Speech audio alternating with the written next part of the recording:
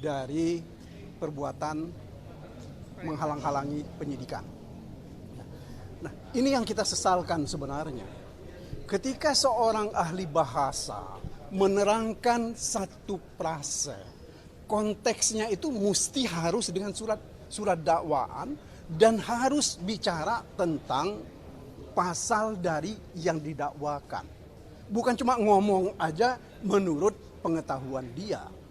Karena apa yang kehadiran dia itu adalah untuk menerangkan konteks pembicaraan ini kalau dikaitkan dengan surat dakwaan benar atau tidak. Ya. Kemudian apalagi kan seperti tadi saudara-saudara dengar bahwa ahli ini menerangkan semua yang dia terangkan itu berasal dari penyidik. Apa ya? Ya seperti apa ya? Kalau saya boleh beri istilah, dia itu seperti anak burung yang dimamahi oleh ibunya burung. Dikasih makan oleh ibunya burung. Nah itu yang terjadi.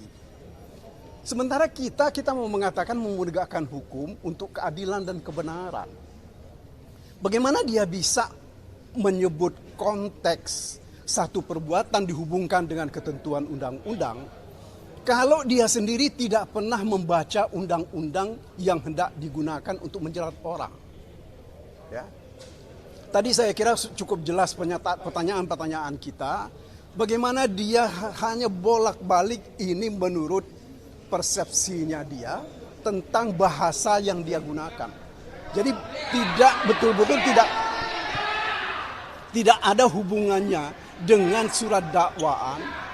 Bahkan tadi kalau saudara-saudara dengar mengenai soal uang, konteks uang itu saja dia tidak berani menjelaskannya apa hubungannya. Ada 600, ada 400, kemudian ada 850.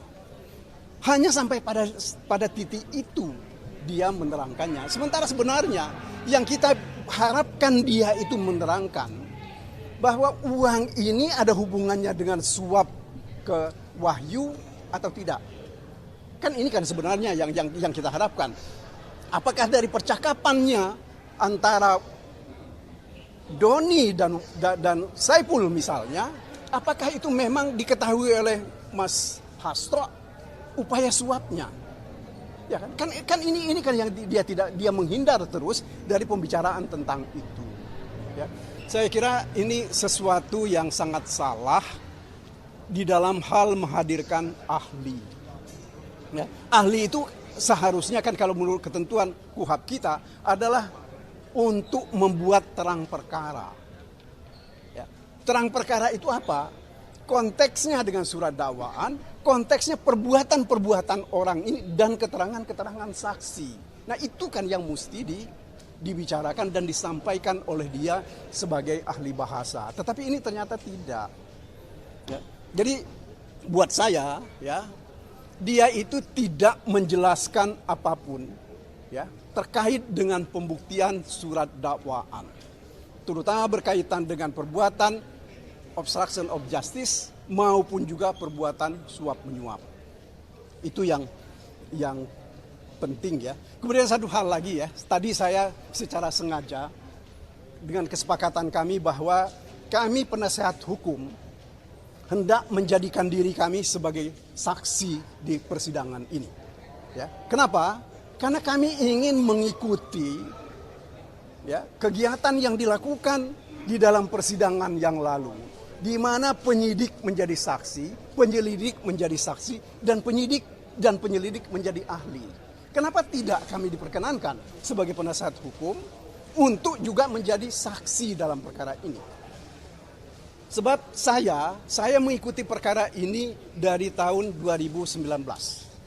Ya, begitu banyak catatan yang saya baca mengenai persoalan ini. Makanya seperti saya sampaikan tadi, salah satu di antaranya yang tidak pernah jelas dan terang adalah surat perintah penyelidikan. Ya, ini harus kita curigai bahwa ini ada permainan terkait dengan surat perintah penyelidikan ini. Bagaimana mungkin surat perintah penyelidikan itu ditandatangani oleh Agus Raharjo pada tanggal 20 Desember. Ketika pada saat yang sama mereka itu serah terima jabatan. Ya. Itu satu. Kemudian yang kedua, mengenai kejadian apa yang mereka sebut kejadian penghalangan penyelidikan di PT IKA.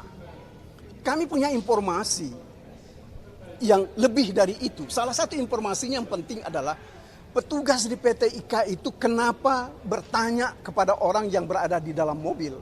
Karena kebetulan dalam keadaan mobil hidup, yang dilihat ada seorang perempuan dan laki-laki, ditanya kalian mau apa di sini.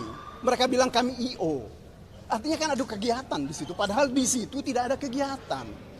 Nah, sementara besok paginya itu ada wakil presiden yang akan melakukan olahraga di situ. Ya, ini kan tidak pernah diungkap di dalam persidangan. Sehingga apa yang kita harapkan sebenarnya, kalau saya sih terus terang, saya berharap bahwa banyak hal yang kita bisa ungkap. Ya, kalau misalnya betul-betul saya diizinkan menjadi saksi dalam perkara ini. Hal lain lagi misalnya, saya nggak tahu saudara-saudara apakah mengikutinya atau tidak. Ya, yang penting juga dari perkara ini ada satu perubahan keterangan dari Saiful, ya, terkait dengan uang dan lain-lain.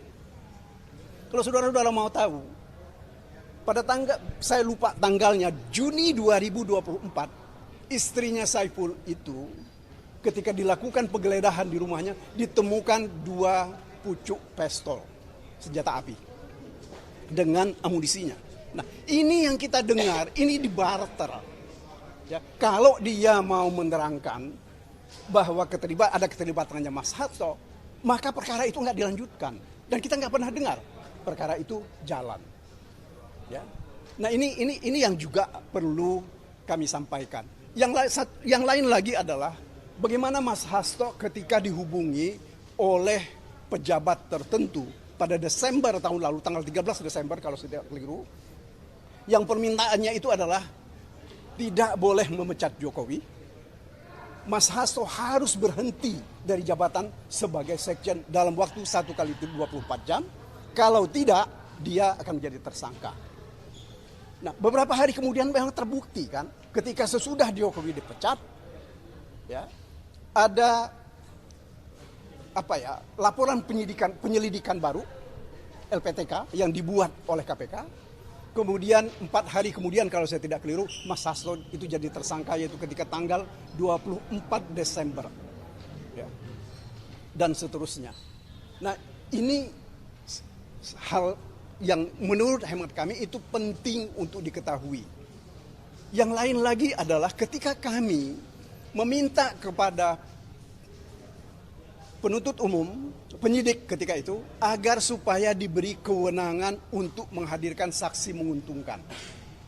Akan tetapi ketika ketika Mas Hasto di BAP pada hari terakhir itu, kami masih katakan belum hari ini kami mengajukan. Tetapi besoknya kami ajukan surat agar supaya diberi kesempatan menghadirkan saksi menguntungkan dan juga menghadirkan ahli. Apa yang terjadi? 1 hari kemudian berkas perkara dilimpahkan dalam tahap kedua dari penyidik kepada penuntut umum. Sehingga kami tertutup kesempatan kami untuk menghadirkan saksi dan menghadirkan ahli. Kenapa? Kenapa mereka bisa cepat-cepat seperti itu? Karena kami juga sedang melakukan gugatan pra peradilan di Pengadilan Negeri Jakarta Selatan.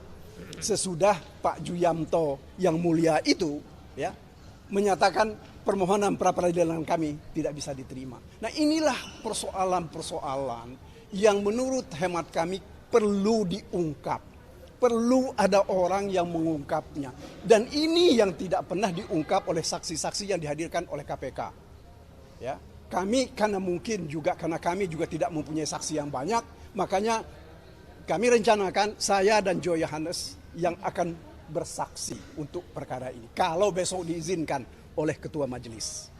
Saya kira itu dari saya, terima kasih. Patra kalau mau ditambahin. Saya tambah sedikit aja.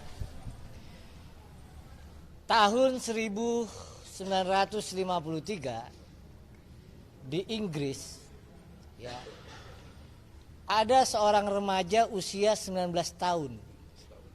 Namanya Derek Bentley. Ya. Si remaja ini dihukum mati gara-gara dituduh ya melakukan perampokan yang mengakibatkan nyawa orang hilang. usia 19 tahun dihukum mati. Ya. Ada seorang profesor kemudian menyelidiki dengan menggunakan yang namanya ilmu bahasa. Disitulah muncul yang disebut dengan linguistik forensik. Asal ibu bapak tahu ini saya terangkan ini. Sejarah forensik bahasa atau bahasa forensik adalah agar hak asasi manusia bisa dipenuhi. Seorang yang dituduh bersalah bisa dipulihkan. Di persidangan ini justru sebaliknya. Ahli bahasa digunakan untuk menuduh atau menghukum orang. Kenapa kita bisa simpulkan begitu?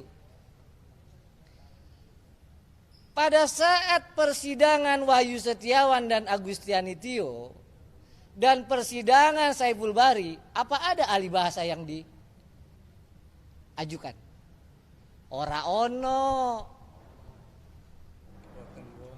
Ya. Pertanyaannya, kenapa dalam perkara yang sama suap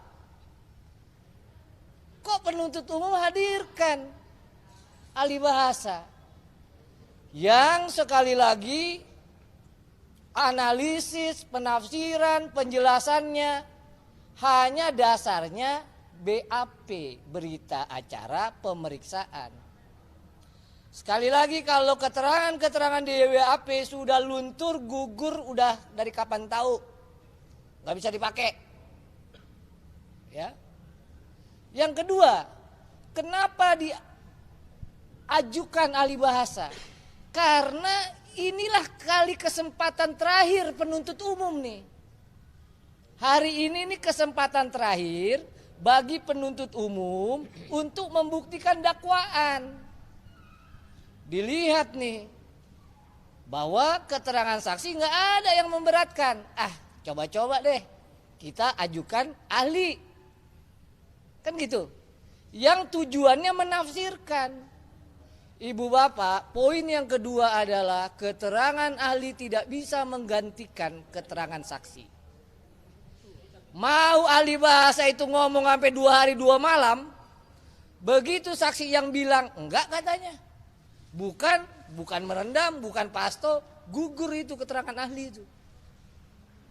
Ya. Jadi poin kedua, keterangan ahli tidak bisa menggantikan keterangan saksi. Poin ketiga apa?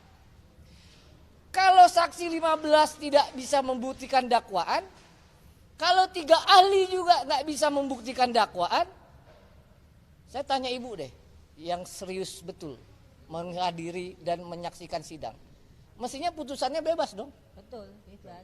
Benar nggak? Iyalah. Bapak deh, yang dari awal. Bebas. Tunjukkan sama saya keterangan saksi dari 15 yang menyatakan bahwa Pak Hasto terlibat suap. Keterangan siapa? Nggak ada. Nggak ada. Tunjukkan sama saya dari 15 saksi yang disidangkan oleh penuntut umum yang menyatakan Pak Hasto terlibat perintangan penyidikan. Ora ono. Ya. Jadi ibu bapak, ya sekali lagi tak bosan, ibu bapak ya yang menyaksikan sidang sangat tegas, jelas, tahu, mengikuti, tidak ada seorang saksi pun ya yang bisa menguatkan dakwaan. Karenanya kita berharap, berdoa ya majelis hakim berani untuk memutus Pak Hasto bebas dari segala tuntutan. Itu saya. Merdeka. Terima kasih ya. Ya. Orang ono kan? Orang ono. Udah capek.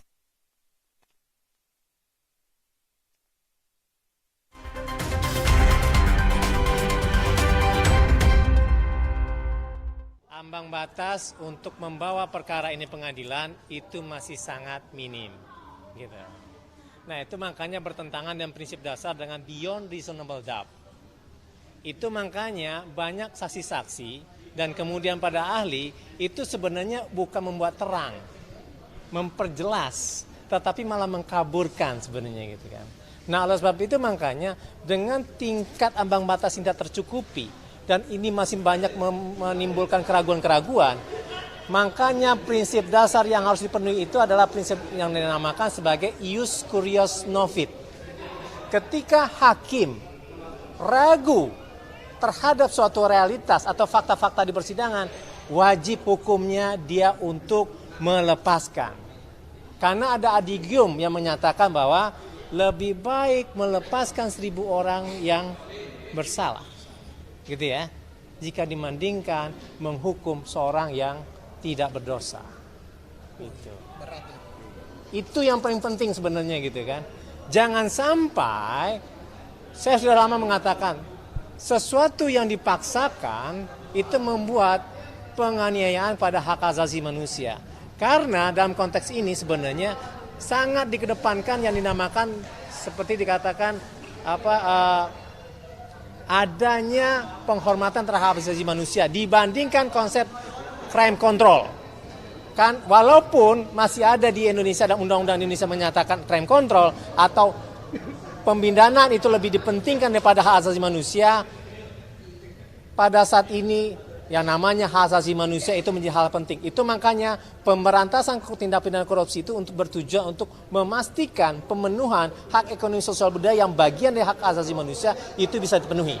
Sebenarnya itu sebenarnya, gitu kan. Nah, oleh sebab itu makanya dapat ditafsirkan bahwa pemenuhan HAM atau due process of law itu lebih tinggi dibandingkan aktivitas crime control seperti dikatakan oleh Parker sebenarnya. Jadi itu sebenarnya sudah sangat teoretik, tetapi pada intinya pada saat ini adalah banyak keraguan-keraguan yang muncul yang sebenarnya yang harus mendorong pada hakim untuk memutuskan perkara ini harus dibebaskan. Itu kira-kira. Terima kasih.